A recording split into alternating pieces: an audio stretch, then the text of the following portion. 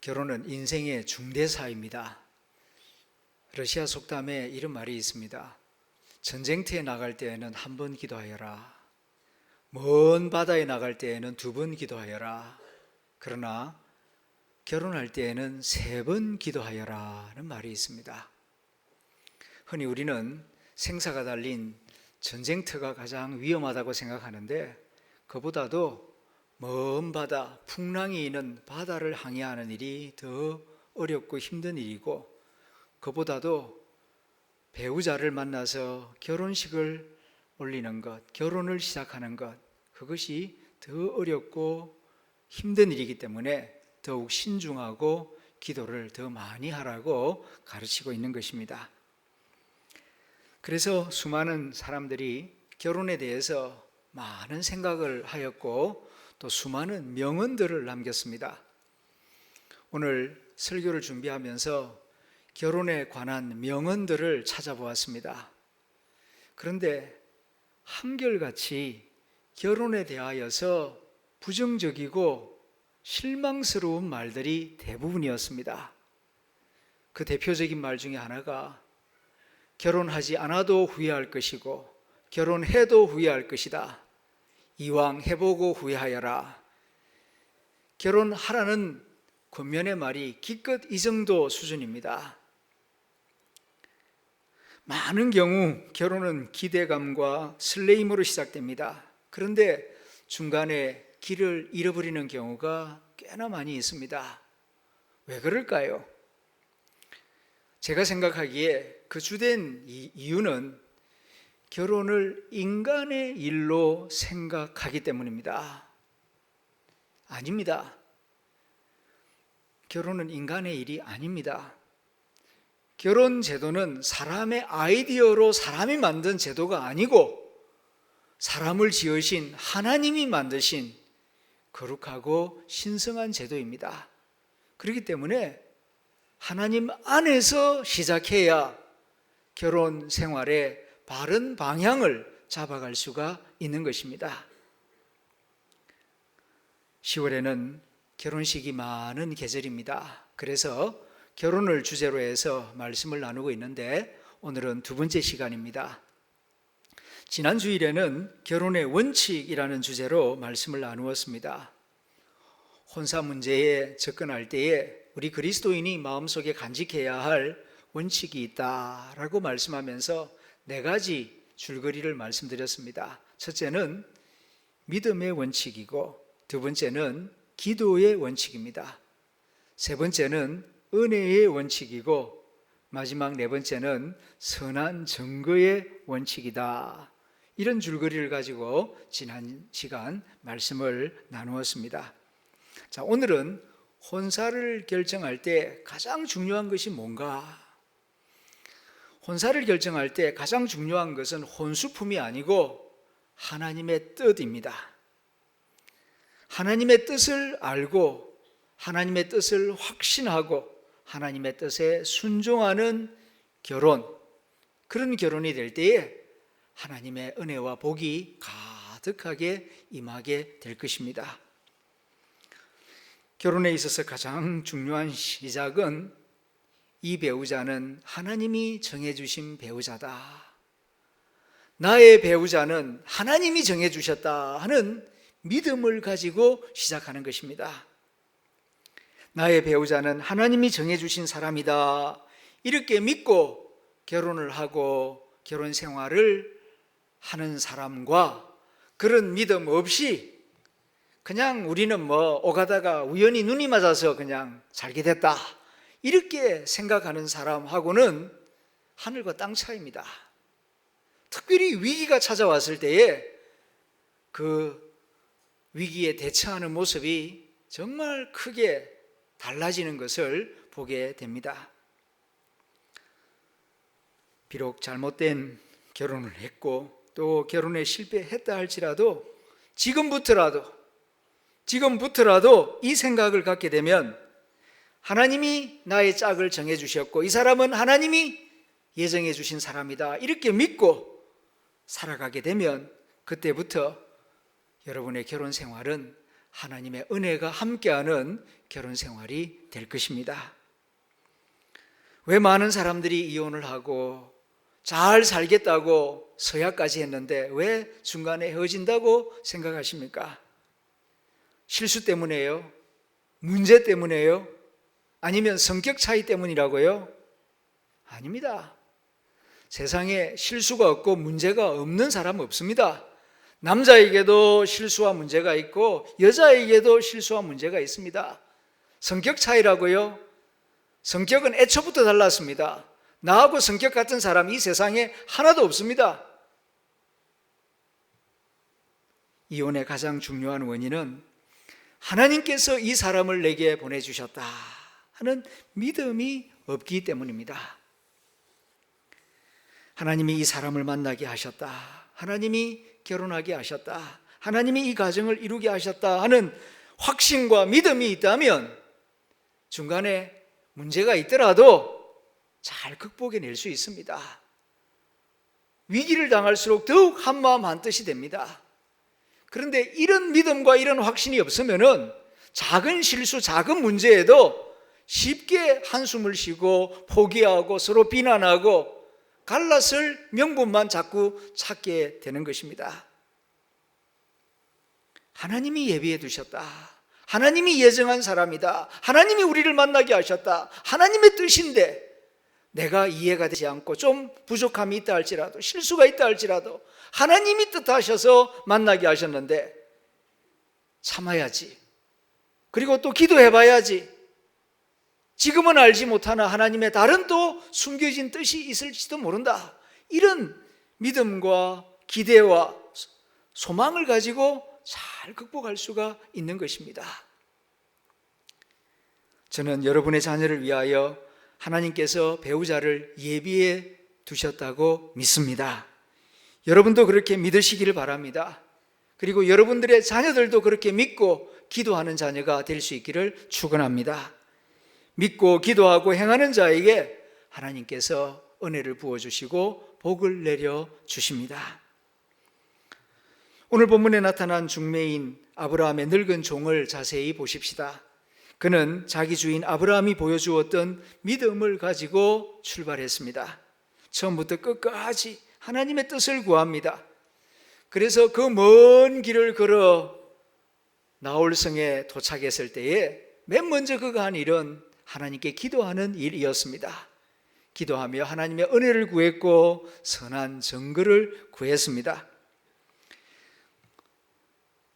지혜롭고 경륜이 많은 늙은 종이 선한 정글로서 두 가지를 하나님께 구했습니다.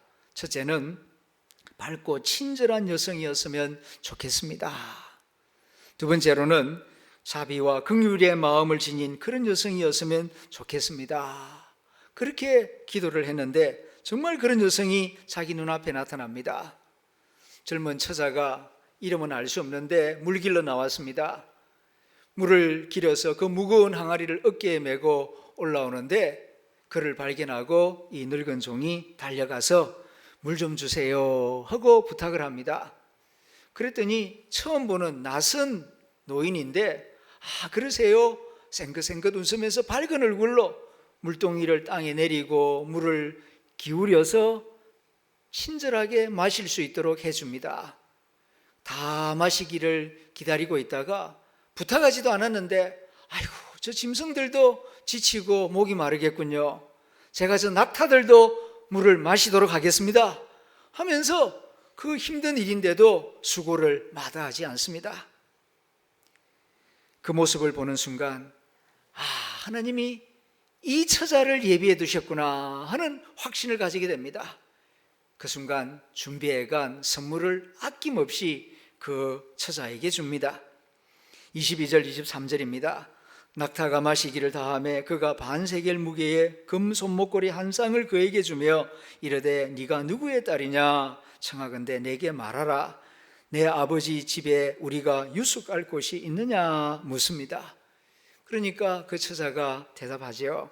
나의 할아버지는 나홀이고 어머니는 밀가입니다. 아버지는 부두엘입니다. 우리 집에는 집과 사료가 충분하고 또 나그네들이 머물 수 있는 방도 충분히 있습니다. 그렇게 대답을 합니다. 그 대답을 듣는 순간 더욱 확신을 가지게 됩니다. 하나님이 예비한 집이 이 집이로구나 깨달으면서 기뻐하며 하나님께 경배와 찬양을 올리게 됩니다. 26절, 27절 우리가 같이 읽어보겠습니다. 시작. 이에 그 사람이 머리를 숙여 여호와께 경배하고 이르되 나의 주인 아브라함의 하나님 여호와를 찬송하나이다. 나의 주인에게 주의 사랑과 성실을 그치지 아니하셨사오며 여호와께서 길에서 나를 인도하사 내 주인의 동생 집에 이르게 하셨나이다 하니라. 아멘. 이렇게 우물가에서 머리를 숙여 기도하고 있는 그 노인을 보고 리브가가 급히 자기 집으로 뛰어들어갑니다. 그리고 자기 오빠 라반에게 우물가에서 일어난 일을 자세하게 이야기하죠. 그러니까 그 이야기를 다 들은 오빠 라반이 반가운 마음으로 우물가로 달려 나옵니다. 왜냐하면 자기 여동생을 중매하기 위하여서 나타난 사람인 줄 알았기 때문입니다. 그래서 31절에 말합니다. 라반이 가로되 여호와께 복을 받은 자여 들어오소서. 여호와께 복을 받은 자여 들어오소서. 어찌 밖에 서 있나이까? 내가 방과 낙타의 처소를 준비하였나이다. 이렇게 환영을 합니다. 그의 말을 자세히 보게 되면 이 집안이 여호와 하나님을 믿는 집안임을 알 수가 있습니다. 여기서 왜 아브라함이 굳이 그 동네 처자를 구하지 않고 멀리까지 노종을 보냈는가를 우리가 알게 됩니다. 가나안 여인들은 하나님을 모릅니다. 하나님을 섬기지도 않습니다. 믿는 자와 결혼시키기 위하여, 믿는 자의 가문을 이루기 위하여서 아브라함은 노종을 멀리까지 보낸 것입니다. 말씀을 듣는 성도 여러분, 자녀를 위하여 자녀의 배우자는 믿는 집안에서 선택해야 한다는 원칙을, 믿음의 원칙을 갖게 되시기를 바랍니다. 물론 예외는 있습니다. 예수를 믿지 않는 사람과 결혼해서 나중에 예수를 잘 믿게 되고 하나님께 크게 헌신한 그런 사람도 있습니다. 그러나 그렇지 않은 사람이 더 많습니다. 그러므로 가능하면 위험한 모험은 하지 않기를 바랍니다. 결혼의 큰 원칙은 하나님을 믿는 사람과 결혼한다는 것입니다. 이런 생각을 꼭 마음속에 가지시기를 바랍니다. 아브라함에게는 이런 원칙이 있었습니다. 리브가의 오빠 라반은 기쁜 마음으로 이 나그네를 영접합니다. 그리고 자기 집에 들어와서 쉴 것을 권합니다. 그런데 이 노종은 먼저 자기가 여기에 온 목적을 먼저 말할 수 있게 허락해 달라고 말합니다. 32절, 33절 말씀입니다. 같이 읽겠습니다. 시작. 그 사람이 그 집으로 들어가매 라반이 낙타의 짐을 부리고 집과 사료를 낙타에게 주고 그 사람의 발과 그의 동행자들의 발 씻을 물을 주고 그 앞에 음식을 베푸니 그 사람이 이르되 내가 내 일을 진술하기 전에는 먹지 아니하겠나이다. 라반이 이르되 말하소서. 라반이 보니까 정말 먼 길에서 왔습니다. 그래서 손님을 편안하게 모시고 잘 대접하기 위하여서 씻을 물도 드리고 그리고 진수성찬 음식을 준비했습니다. 그런데 아브라함의 종은 그 음식에 눈을 주지 않습니다. 먼저 제가 여기 온 목적, 그리고 누가 나를 여기에 보냈는지, 나를 보내신 분이 어떤 분인지 그것부터 말할 수 있는 기회를 주십시오. 그렇게 부탁을 합니다. 특별히 33절 말씀을 제가 공동번역과 새번역을 참고하여 다시 읽습니다. 나는 여기 쉬러 온 사람이 아닙니다. 나는 하나님께서 내게 주신 명령, 내 주인 아브라함이 내게 맡겨주신 그 명령을 수행하러 왔기 때문에 이 목적을 먼저 말하고 이 일을 먼저 성사시킨 다음에 음식을 먹든지 말든지 하겠습니다. 얼마나 단호한지 모릅니다. 이 노종이 걸어온 길은 800km가 넘습니다. 가나안 땅에서 하란성까지 800km, 그러면은 2000리가 넘는 엄청나게 먼 길입니다. 쉬지 않고 왔다 하더라도 좋게 2달은 걸어왔을 것입니다. 얼마나 피곤하고 힘들겠습니까? 그런데 씻느냐, 먹느냐, 마시느냐 그런 일보다도 제가 여기에 온 목적부터 말할 수 있도록 허락해 주십시오. 이렇게 구하고 있는 것입니다. 여기서 우리는 이 늙은 종으로부터 한 가지 중요한 사실을 배웁니다. 그것은 삶의 우선순위입니다. 중요한 것과 덜 중요한 것, 먼저 할 일과 나중에 할 일, 우선순위에 대한 분명한 자아인식을 가지고 있다 하는 사실입니다. 여러분, 우리도 이 세상에 태어난 목적이 있습니다. 우연의 산물이 아닙니다. 하나님이 우리를 이 세상에 보내신 목적이 있어요. 그런데 그 목적을 깊이 생각하지 않고 그 목적을 내팽개쳐버리고 이상한 곳에서 엉뚱한 사람들 만나서 시간과 돈을 다 써버리다가 마지막 때에는 후회만 남기는 그런 경우가 들어 있습니다.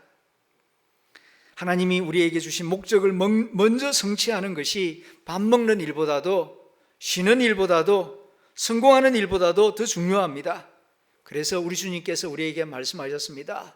너희는 먼저 그의 나라와 그의 의를 구하라. 예수 믿는 사람이 먼저 생각해야 할 일이 있습니다. 세상 사람들은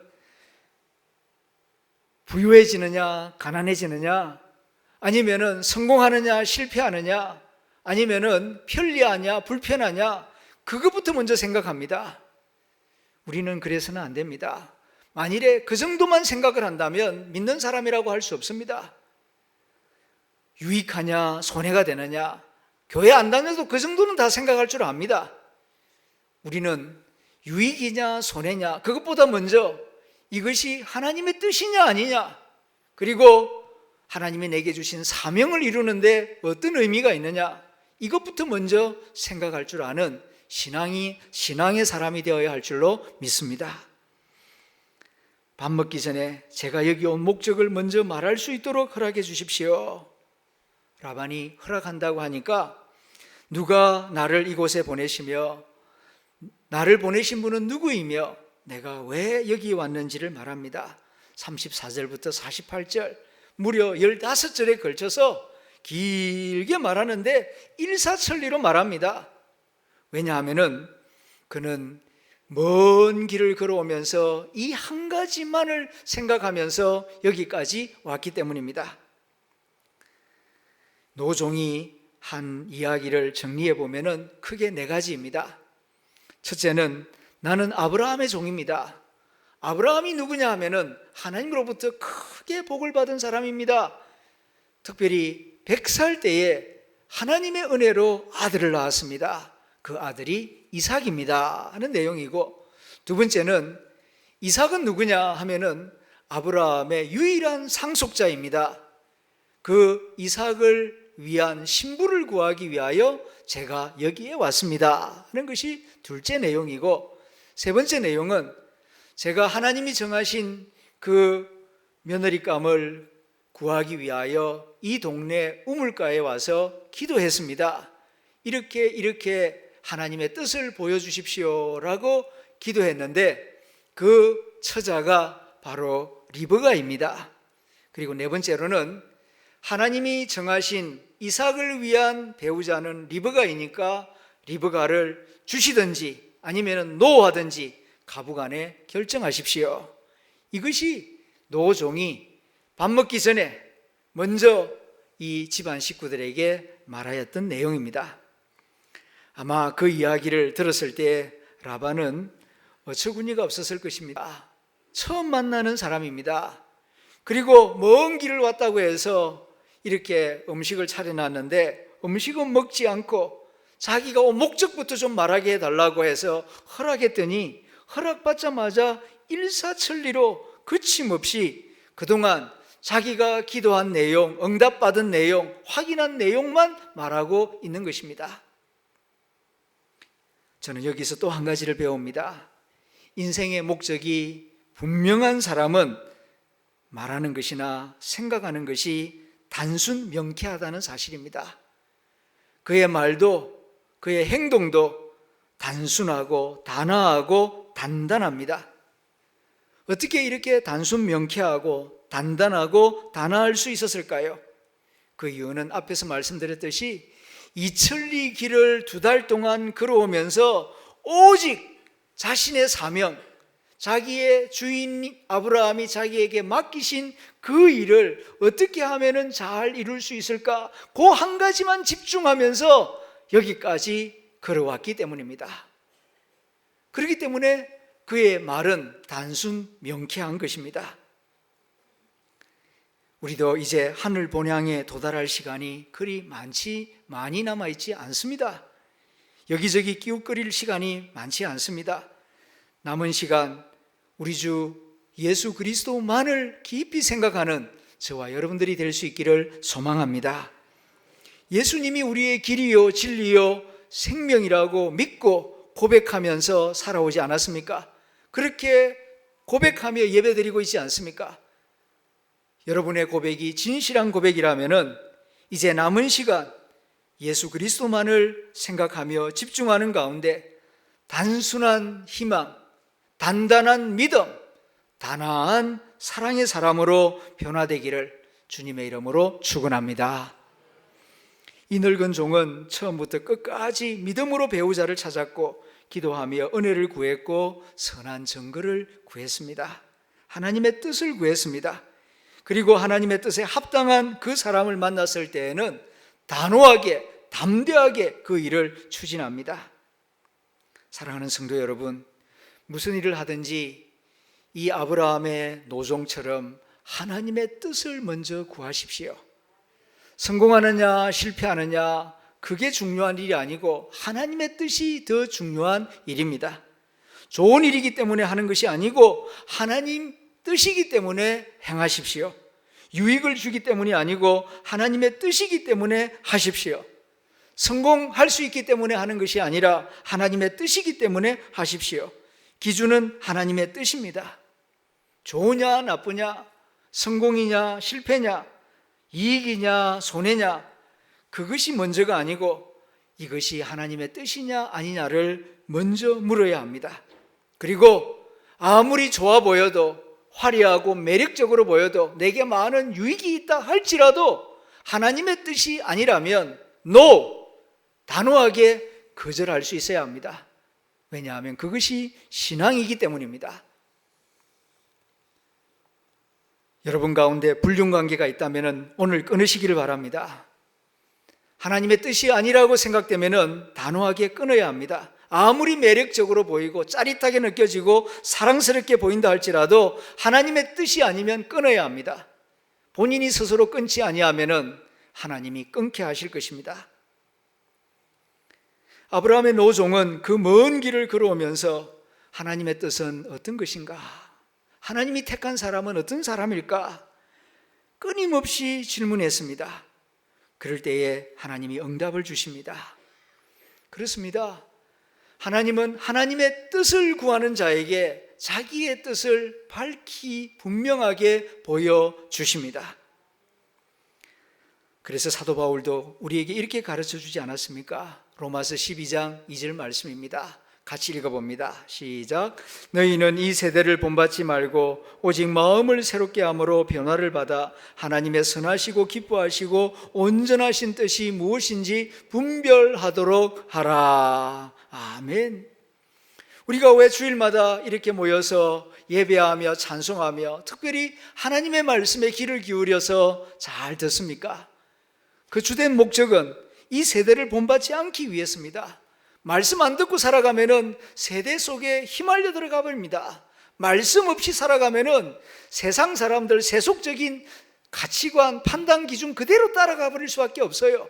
말씀을 들어야 이 세대를 본받지 않습니다.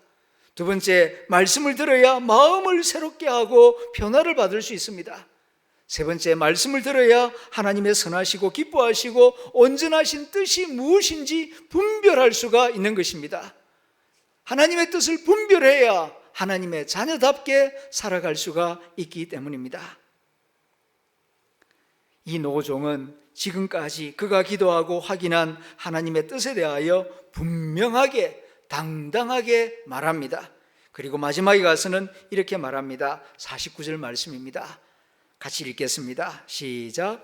이제 당신들이 인자함과 진실함으로 내 주인을 대접하려거든 내게 알게 해주시고 그렇지 아니할지라도 내게 알게 해주셔서 내가 우로든지 좌로든지 행하게 하소서. 아멘. 이 말씀을 공동번역과 새번역을 참고하여 다시 번역하자면 이런 뜻입니다. 지금까지 제가 믿음으로 기도하고 응답받은 하나님의 뜻에 대하여 다 말씀드렸습니다. 이제 당신들이 대답할 차례입니다. 인자함과 진실함으로 내 주인을 대접하려거든 당신들의 입장을 내게 분명하게 알게 해주십시오. 예스라고 하든지 노라고 하든지 분명하게 말씀해 주십시오. 그러면 제가 우로 행하든지 좌로 행하든지 분명히 행할 수가 있겠습니다. 하나님의 뜻에 대하여서 분명한 확신을 가진 사람은 특징이 있습니다. 어디에서나 누구 앞에서나 당당하다는 사실입니다. 떳떳하다는 사실입니다. 일이 되어도 당당하고 일이 안 되어도 당당합니다. 그러나 하나님의 뜻에 대하여서 확신이 없는 사람은 일이 안 되면 불만이고 일이 되어도 불안해요. 하나님의 뜻에 대하여 분명한 믿음과 확신이 없으면 어떻습니까? 여러분은 어떻습니까? 하나님의 뜻에 대하여 분명한 확신이 있습니까? 지금 내가 하고 있는 말이 하나님의 말씀이다. 지금 내가 하고 있는 일이 하나님이 기뻐하시는 일이다. 내가 하려고 하는 일이 하나님의 뜻이다 라고 하는 그런 물음에 대하여서 확신이 있느냐 말씀입니다. 이 확신을 가질 때에 하나님의 은혜와 하나님의 능력과 하나님의 축복이 함께하게 되는 것입니다. 늙은 종은 하나님께 기도했고 은혜를 구했고 선한 증거를 구했습니다. 그래서 오늘 이 만남이 하나님의 뜻이다. 나를 여기로 인도하신 분은 하나님이시다. 그런 분명한 확신을 가지고 있습니다. 그래서 처음 보는 사람들인데도 자기가 기도한 내용과 응답받은 내용을 당당하게 떳떳하게 일사천리로 말할 수가 있었던 것입니다. 결혼이란 사정에서 되는 게 아닙니다. 결혼이란 구걸해서 되는 것도 아니고 간절히 빌고 부탁한다고 되는 것이 아닙니다. 그렇게 해서 설사 이루어진다 해도 그 결혼은 행복하기가 어렵습니다. 왜냐하면 당당하고 떳떳하지 못하기 때문입니다. 복된 결혼은 하나님의 뜻에 따라서 이루어지는 결혼입니다. 하나님의 뜻에 순종해서 이루어지는 결혼이 가장 복된 결혼입니다. 흔히 세상 사람들은 이런 말들을 하죠. 결혼은 판단력이 부족해서 하게 되고 이혼은 인내력이 부족해서 하게 되고 그러면 재혼은 왜 하냐? 기억력이 부족해서 하게 된답니다. 그렇게 살면 평생 후회 속에서 살게 되는 것입니다. 앞에서도 말씀드렸듯이 결혼 제도는 사람의 아이디어가 아닙니다. 하나님이 디자인하신 거룩한 제도입니다. 신성한 제도입니다. 그러므로 하나님은 결혼하는 자녀들을 축복하시고 기뻐하십니다. 복 주시기를 원하십니다. 결혼 생활 가운데 보석 같은 선물들을 많이 숨겨두셨습니다. 결혼을 만드신, 결혼 제도를 만드신 하나님에게는 하나님의 뜻이 있고 목적이 있어요. 우리는 결혼할 때에 지극히 자기중심적으로 나의 행복 자체를 결혼의 목적으로 삼을 때가 많습니다. 그래서 내가 행복하지 아니하면은 아이고 이거 아닌가 보다 그러면서 자꾸 기웃거리게 됩니다. 결혼 제도를 만드신 하나님의 뜻과 하나님의 목적은 하나님의 나라와 하나님의 의를 함께 이루어 가게 하기 위하여 결혼 제도를 만드신 것입니다. 이것을 꼭 기억하시기를 바랍니다. 특별히 기독교인에게 결혼은 그 자체가 목적이 아닙니다. 결혼은 최선이 아니고 결혼은 사선입니다. 만일 결혼을 삶의 목적으로 삼는다면 결혼식 마친 그 다음 날부터 허무감에 빠질 것입니다. 당신은 결혼하기 위하여 태어난 사람이 아닙니다. 결혼은 하나님의 나라와 하나님의 의를 함께 이루어 나가기 위한 하나님의 통로입니다. 이것을 기억하고 하나님의 뜻을 구하는 결혼이 될 때 진정으로 의미 있고 가치 있고 행복한 결혼 생활이 이루어지게 됩니다. 젊어서뿐만 아니라 늙어서도 결혼 생활이 의미 있고 가치 있고 재미있습니다. 육체의 쾌락만을 생각하고 결혼을 했다면 나이가 들면 들수록 후회를 하게 될 것입니다. 그러나 하나님의 나라와 하나님의 뜻을 염두에 두고 결혼했다면 젊었을 때는 젊었을 때로, 중년은 중년의 때로, 나이가 들면 나이가 든 대로 행복이 있고 의미가 있고 해야 할 일을 함께 찾아 나갈 수가 있을 것입니다. 결혼 생활을 하다가 무슨 중요한 일을 선택하고 결정해야 하는 경우 부부가 마주 앉아서 우리가 결혼한 목적이 무엇이었는가? 하나님의 나라와 하나님의 의를 함께 구하라고 하나님이 짝져 주시지 아니하셨던가? 이 믿음과 이 확신이 있으면은 그리 어렵지 않게 큰 돈을 어디에 써야 할지, 자녀를 어떻게 키워야 할지, 이사를 어디로 가야 할지, 무엇을 선택하고 무엇을 버려야 할지 비교적 쉽게 결정할 수가 있습니다. 그렇지 아니하면은 우왕좌왕하게 되고 결국은 세속적인 가치관에 휘둘리고 마는 것입니다. 의미 있고 가치 있고 행복한 혼사는 하나님의 뜻을 구하는 데서 이루어집니다. 행복한 결혼 생활도 하나님의 뜻을 함께 구하는 데서 이루어집니다. 왜 그렇습니까? 모든 것이 하나님으로부터 나와서 결국에는 하나님께로 돌아가기 때문입니다.